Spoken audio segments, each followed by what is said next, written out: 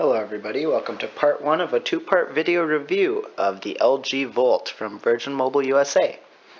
Alright, so first of all, this is a cheap, pretty well-spec'd Android phone selling for $180 from Virgin Mobile's website, on launch at least. The design is pretty nice. I mean, it's got a 4.7-inch screen. It is white on the front, and people do tend to like white screened phones. Focus, there we go.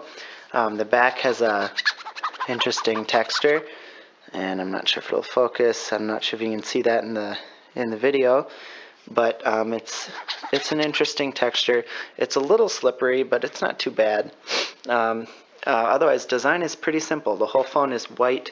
You've got the camera flash on the back, the LG logo, the camera, got the power lock button there, and a fancy notification light around the power button here, back, menu, and again the front. You have an IR blaster here, which is cool, and then the secondary microphone up top, and then of course the volume rocker there. And down here we have two speakers, which I will get to in part two to see if they sound any good. So first of all, the specs of this phone: it has Android 4.4 KitKat, it has a 4.7-inch QHD display, which only has 234 pixels per inch or whatever for pixel density, which is quite low. So let's see if it'll focus this close. Oh. And I don't know if you can tell in the video, but you can tell that it's pixelated, and a lot of you have asked me. It's not that horrible. I mean, it depends on what you're coming from. If you're coming from a Galaxy S device, I don't know why you'd be switching to the Volt, because it is a much lower, cheaper Android. You can tell by the feel. It's really light and plasticky. But I mean, if you're coming from something really cheap, or something of the same nature, then the screen will look just fine. So really it depends on where you're coming from. I think that if you're buying this phone, you'll be fine.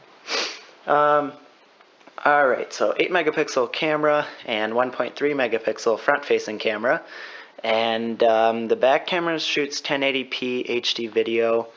The phone has a 1.2 gigahertz quad-core processor.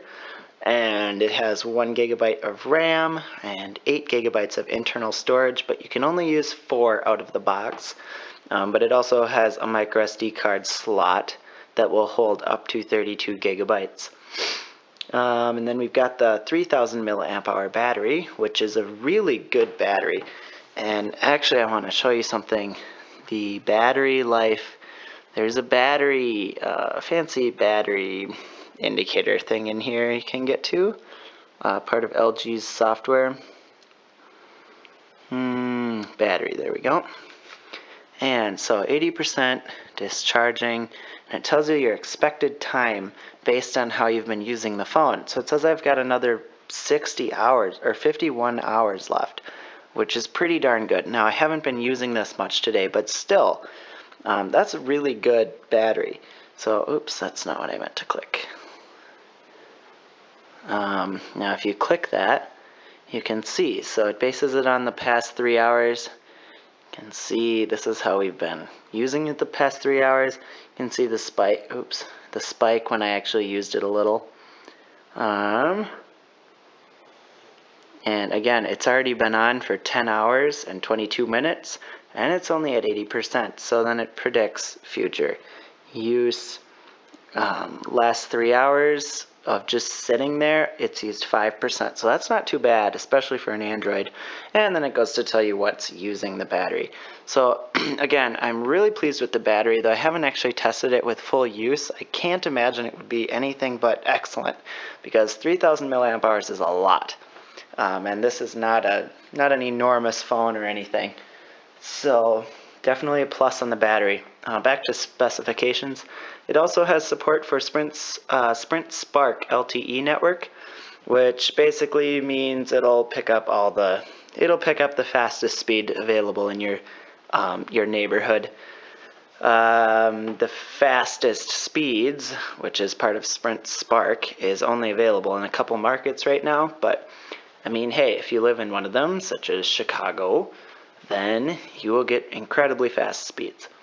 Also, like I mentioned, it has a sweet notification light. I don't know if we'll get to see it in the video, but if you want to see it, go to the unboxing, because it shows up in the unboxing when you turn on the phone.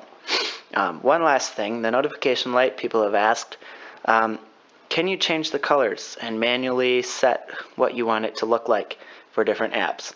Yes, you can. It's a multicolor light, so you can change the colors. You can download an app for that. Just search like LED light or something in the Play Store, and you'll find plenty of apps that'll do that.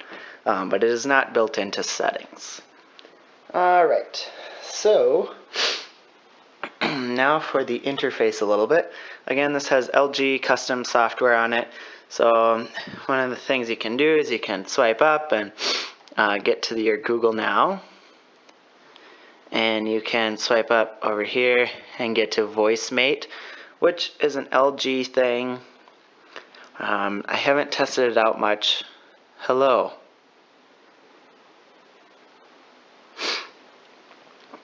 And it says, hi. What is the weather like?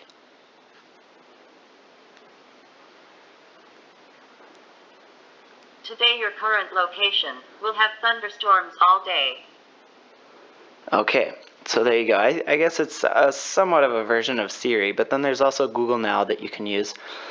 So that is what that is, and then what was the third one? Then the third one is the Quick Memo, which I really, really like about LG.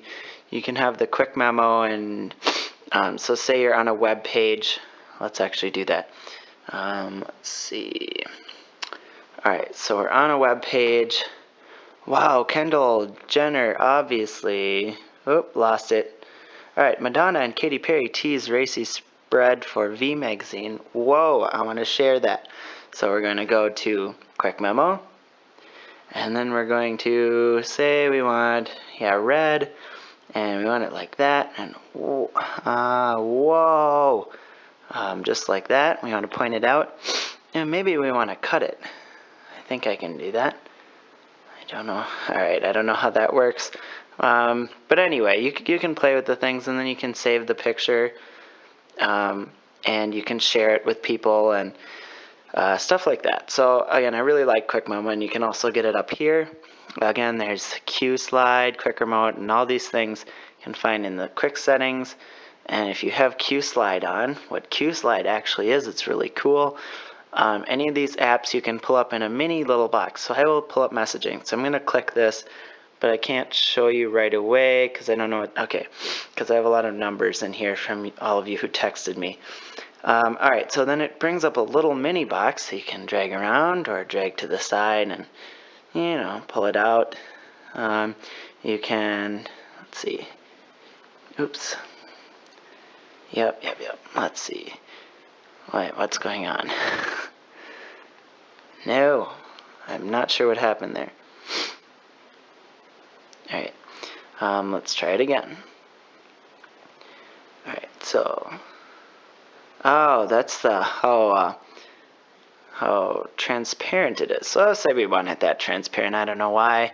You can also make it bigger from there. And let's go back. We'll go to messaging again. And you can also resize it. So say you really want it small, or you want it a little bigger. You can do that, and you can create messages right in here. So I will send one to myself, which is 608-886-4014, I think. I think that's the number for this one, and hi, and then sending. And so again, it's pretty simple. So it's pretty neat, the Quick Q Slide apps actually, and that's part of LG's custom software. In general, using it was pretty smooth, this phone. I will get more into depth with apps and stuff in part 2 of the review, of course. But let's see. Also, I mentioned the IR blasters. So there's the Quick Remote. So you have your Quick Remote here, and you can actually change channels and stuff with the TVs. You can set different areas with this, and I tried the brand of TV in our living room, which is Vizio. You can just click the TV brand and it sets it right up, so you don't need to know any codes or anything. So I finally got that message I just sent myself. Alright, so that is that. Kind of cool, because if you lose your remote or don't know where it is and you have your phone, you can just use your phone to change the channel and stuff. Alright, showed you the battery monitor. There are also gestures you can do, which notably, the most exciting one was you can double tap to turn on the screen, and then also wherever you are, you can double tap on the notification bar to turn it off. So, I mean, that's kind of cool. You can also customize the lock screen and stuff, and you can customize all that. So that's pretty much LG's custom software, though, on this thing. I mean, something to play around with. It's kind of cool. Oh, yeah, there we go. And you saw the notification light a little bit. That was pretty simple colors. All right, let's look at messaging quick. And again, I can't just open it up because I do have 17 people I need to answer at this time. All right, so I'm just going to go into new message, and I'll tell you about it. I sent a lot of messages on this phone, thanks to your over 100 people have texted me, so that's pretty cool. Thank you, everyone. Sorry if I'm a little slow at getting back to you. That's a lot of people to answer. So, I didn't like the LG keyboard, but it also comes with the plain Android keyboard, so that is what I am using right now. And it also comes with swipe. The keyboard felt a bit laggy, like I felt like you needed to push a little harder to get it to work for some reason. I didn't find that true within the rest of the phone, but just on keyboard. The messaging app was fine in general, but again, I mean, I don't know. It's not that bad. Maybe it's just because I have vibration on.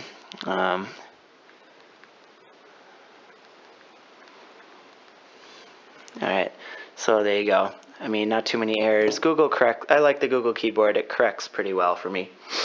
Okay. Again, so messaging wasn't all that bad, but you might want to change the keyboard, which you can do in settings. So that is messaging. Alright, let's take a quick peek at the web. Again, it uses Chrome as well as the main browser, or the browser app. But I always use Chrome because Chrome is better in my opinion. So here I've got a full web page loaded up, and you can see pinch to zoom is pretty responsive, and it seems to load the whole thing. Transitions are pretty quick, actually. In general though, here we've got the mobile version up again. Let's go to full site. But it handled the full site pretty well. And this site, I use it because it has a lot of stuff on it. So, again, I was pretty impressed with web browsing. And the 4.7-inch screen is a nice size for watching videos and web browsing. Let's see. Fast rotation, like I said, pinch to zooming's good. So yep, that's the web browser. Again, no complaints there. Web browsing was really nice. Everything seems to be working fast. I mean, it does have a quad-core processor, so that helps. Well, that's it for part 1. I'll have part 2 a little bit later on. And please come back for part 2, because really, this review is not finished after just one part. But thank you for watching very much, and please follow me on Twitter at Funzier1. Subscribe to my channel and like the video if you liked it. And also, you can get all my updates and all sorts of things. Contact me on Facebook. It's facebook.com/Funzier1. So thanks again for watching. Bye.